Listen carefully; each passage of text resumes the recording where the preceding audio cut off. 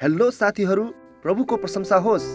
म येशूको चेला पत्रुस हुँ र अहिले येशू ठिक मेरो पछाडि हुनुहुन्छ। आज म येशूसँग केही सोध्नलाई उत्साहित छु।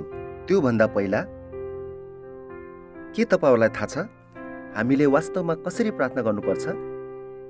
छैन भने पर्खनुहोस् है। येशूसँग भने यसको उत्तर पक्कै छ। सिकौँ है त। हे प्रभु, हामीले कसरी प्रार्थना गर्नुपर्दछ?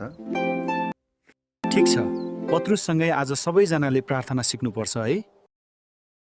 हामीले प्रार्थना यसरी गर्नुपर्छ। हे हाम्रा पिता जो स्वर्गमा हुनुहुन्छ, तपाईको नाउँ पवित्र होस्, तपाईको राज्य आओस्, तपाईको इच्छा स्वर्गमा जस्तो छ त्यस्तै यस पृथ्वीमा पूरा होस्।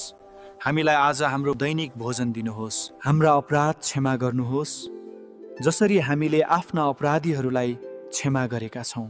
हामीलाई परीक्षामा पर्न नदिनुहोस् तर दुष्टबाट छुटाउनुहोस्, किनभने राज्य, पराक्रम र महिमा सदा सर्वदा तपाईकै हुन्। आमेन।